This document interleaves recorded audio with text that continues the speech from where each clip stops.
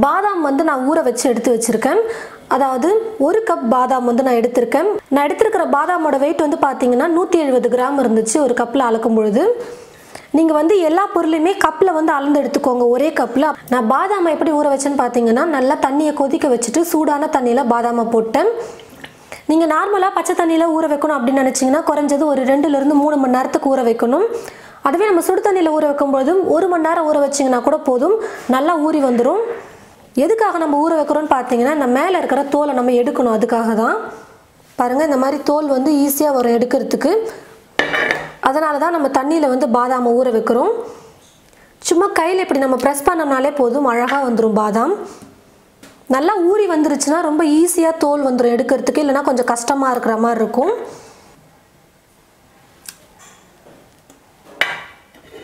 நான் ஊற வச்சு எடுத்து வச்ச எல்லா பாதாமையும் மேலே இருக்கிற தோல் எடுத்துட்டு நான் எடுத்து வச்சுருக்கேன் பாருங்கள். இப்போது இந்த பாதாமை வந்து ஒரு மிக்ஸி ஜாரில் சேர்த்துக்கிறேன்.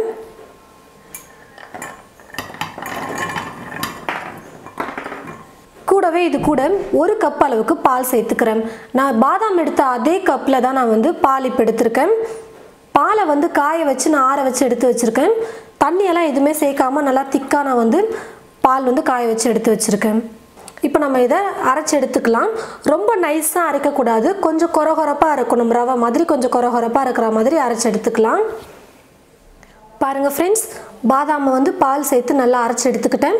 நான் சொன்ன மாதிரி ரொம்ப நைஸாக அரைக்க வேணாம், கொஞ்சம் கொரகொரப்பாக இருக்கிற மாதிரி அரைச்சிக்கோங்க. கொஞ்சம் ரவை மாதிரி அரைச்சிக்கோங்களேன், கரெக்டாக இருக்கும். ஸ்டவ்வை பற்ற வச்சுக்கிட்டு ஸ்டவ் மேலே ஒரு கடாய் வச்சுருக்கேன்.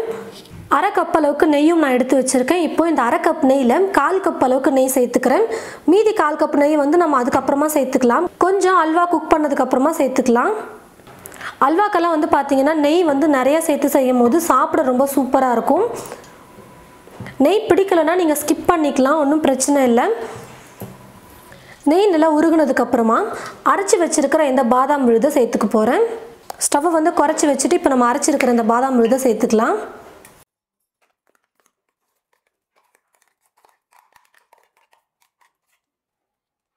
பாதாம் ஃபுல்லாக சேர்த்ததுக்கப்புறமா நெய்யோடு சேர்த்து நல்லா கலந்து கொடுத்துக்கலாம்.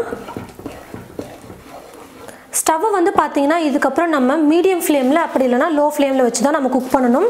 தீ வந்து அப்பப்போ கொஞ்சம் ஏற்றி இறக்கி நம்ம குக் பண்ணிக்கலாம். ஆனால் மீடியம் ஃப்ளேம்லேருந்து லோ ஃப்ளேமுக்கு தான் மாற்றணும். தீ ஃபுல்லாக வைக்கவே கூடாது.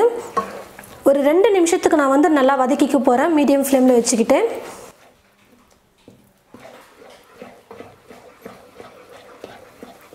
ரெண்டு 3 நிமிஷத்துக்கு நான் வந்து ஸ்டவ்வை மீடியம் ஃப்ளேமில் வச்சுக்கிட்டேன், நல்லா வதக்கிக்கிட்டேன்.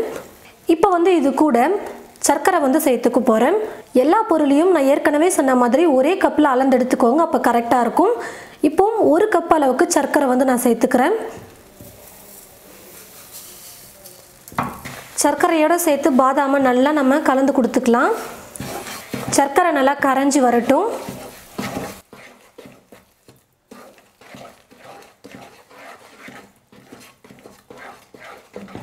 பாருங்கள் ஃப்ரெண்ட்ஸ், சர்க்கரை வந்து நல்லா கரைஞ்சி வந்துருச்சு. இப்போ வந்து பார்த்தீங்கன்னா எவ்வளோ இலக்கமாக இருக்குது பாருங்கள். நம்ம குக் பண்ண நல்லா கெட்டியாயிட்டு வரணும், அது வரைக்கும் நம்ம குக் பண்ணிக்கலாம். கரண்டி வச்சு கலந்து கொடுத்துக்கிட்டே இருங்க அப்பப்போ, அப்போ தான் அடி பிடிக்காமல் நம்மளால் செய்ய முடியும். நல்லா அடிகனமான பாத்திரம் எடுத்துக்கோங்க. அல்வாலாம் வந்து பார்த்திங்கன்னா அடி பிடிச்சிருச்சுன்னா டேஸ்ட்டே நல்லா இருக்காது. அதனால் நல்லா அடிகனமான பாத்திரம் எடுத்துக்கோங்க. ஸ்டவ்வை வந்து ஒரே ஃப்ளேமில் வைக்காமல் மீடியம் ஃப்ளேம் அப்புறம் லோ ஃப்ளேம் இப்படி மாற்றி மாற்றி வச்சு குக் பண்ணுங்கள். மிதமான தீயில் தான் குக் பண்ணணும், தீ ஃபுல்லாக வச்சுட்டு குக் பண்ணக்கூடாது.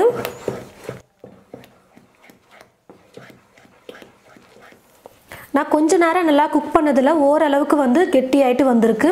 இப்போ இந்த சமயத்தில் வந்து நான் அல்வா கொஞ்சம் கலர்ஃபுல்லாக இருக்கணும் அப்படின்னு சொல்லிட்டு நான் குங்குமப்பூ சேர்த்துக்க போகிறேன் கலருக்காக. ஒரு கப்பில் ஒரு 4 ஸ்பூன் அளவுக்கு சுடு தண்ணி எடுத்து அந்த சுடு தண்ணியில் குங்குமப்பூ கொஞ்சம் போட்டு நான் ஊற வச்சுருக்கேன். இப்போ இந்த தண்ணியை சேர்த்துக்கிறேன். குங்குமப்பூ இல்லைன்னா பரவாயில்ல, நீங்கள் ஸ்கிப் பண்ணிக்கலாம். கொஞ்சம் கலர்ஃபுல்லாக இருக்கும் அப்படின்றதுனால, ரொம்ப கலர்லாம் தெரியாது, கொஞ்சம் லைட்டாக கலர்ஃபுல்லாக இருக்கும் அப்படின்றதுனால நான் வந்து குங்குமப்பூ சேர்த்துக்கிட்டேன். குங்குமப்பூ சேர்த்து கொஞ்சம் மிக்ஸ் பண்ணதுக்கப்புறமா அது கூடவே ஏலக்காய் பொடியும் சேர்த்துக்க போகிறேன் 2 சிட்டிக்கு அளவுக்கு. திரும்பவும் எல்லாத்தையும் சேர்த்து நல்லா கலந்து கொடுத்துக்கிட்டே இருக்கலாம். கொஞ்சம் நேரம் நல்லா கெட்டியாக வரட்டும் குக் ஆகி.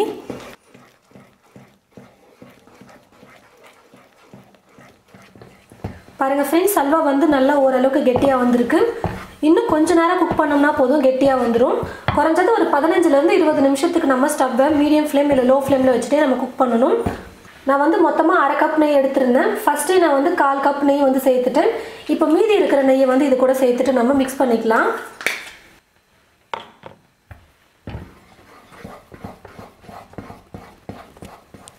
அல்வா வந்து பார்த்தீங்கன்னா இப்போது கரெக்டான பர்ஃபெக்டான கன்சிஸ்டன்சிக்கு வந்துருச்சு. நீங்கள் பார்த்தீங்கன்னா தெரியும், கடாயில் கொஞ்சம் கூட ஒட்டவே இல்லை பாருங்கள். அப்படி நல்லா நம்ம கரண்டி வச்சு திருப்பும்போது தான் நல்லா திரண்டு வருது. கொஞ்சம் கூட ஒட்டாமலே கரெக்டான பதத்துக்கு அல்வா வந்து வந்திருக்கு. இந்த அளவுக்கு கொஞ்சம் கெட்டியாக இருந்தாலே போதும். உங்களுக்கு ரொம்ப கெட்டியாக வேணும்னாலும் நீங்கள் எக்ஸ்ட்ரா இன்னும் ஒரு 2-3 நிமிஷம் குக் பண்ணிங்கன்னா நல்லா கெட்டியாக வந்துடும். ஆனால் இந்த பதத்தில் இருந்தாலே கரெக்டாக தான் இருக்கும். கொஞ்சம் ஸ்பூன் அள்ளி சாப்பிட்றதுக்கு நல்லாயிருக்கும் அல்வா. பாருங்கள் ஃப்ரெண்ட்ஸ், அல்வா வந்து சூப்பராக ரெடி ஆகிடுச்சு. இப்போ நான் வந்து ஸ்டவ் ஆஃப் பண்ணிக்கிறேன். பாருங்கள் ஃப்ரெண்ட்ஸ், பாதாம் அல்வா ரொம்ப டேஸ்டியாக நம்ம ரெடி பண்ணிட்டோம். கலர் வந்து பார்த்தீங்கன்னா நம்ம வெறும் குங்குமப்பூ மட்டும்தான் சேர்த்துருக்கோம். அதனால் கொஞ்சம் லைட் கலராக தான் இருக்கும். நீங்கள் ஃபுட் கலர் கூட சேர்த்துக்கலாம். அல்வா வந்து நல்லா கலர்ஃபுல்லாக வேணும்னு நினச்சிங்கன்னா அது வந்து ஆப்ஷனல் தான். நான் வந்து கிட்டத்தட்ட 170 கிராம் பாதாம் எடுத்தேன். ஒரு கப்பில் அளந்துக்கிட்டு, பாதாமை நான் எந்த கப்பில் அளந்தனோ அதே கப்பில் மற்ற எல்லா பொருளையும் அளந்து நான் சேர்த்துருக்கேன். கரெக்டான அளவு கொண்டு நம்ம சூப்பராக நம்ம பாதாம் அல்வா ரெடி பண்ணியிருக்கோம். கண்டிப்பாக எல்லாருக்கும் ரொம்ப பிடிக்கக்கூடிய வகையில் இருக்கும். நல்லா டேஸ்டியாகவும் நல்லா ஹெல்த்தியாகவும் இருக்கும். நல்லா சுட சுடவும் நீங்கள் பாதாம் அல்வா கொடுத்தீங்கனாலும் சாப்பிட ரொம்ப சூப்பராக இருக்கும். நல்லா ஆறுனதுக்கு அப்புறமாவும் சாப்பிடலாம், நல்லா டேஸ்டியாக இருக்கும். கண்டிப்பாக ஒரு முறையாவது நீங்கள் பாதாம் அல்வா உங்களுடைய வீட்டில் ட்ரை பண்ணி பார்க்கணும். ட்ரை பண்ணி பார்த்துட்டு எப்படி இருக்குன்னு மறக்காமல் கமெண்ட் பாக்ஸில் வந்து சொல்லுங்கள். இந்த வீடியோவை மற்றவங்களுக்கும் ஷேர் பண்ணுங்கள். இது போல் நிறைய ரெசிபிஸ் பார்க்க தமிழ் ஃபுட் மசாலா சேனலை மறக்காமல் சப்ஸ்கிரைப் பண்ணிக்கோங்க. கூடவே பக்கத்தில் இருக்கிற பெல் ஐக்கானை கிளிக் பண்ண மறந்துடாதீங்க. தேங்க்யூ.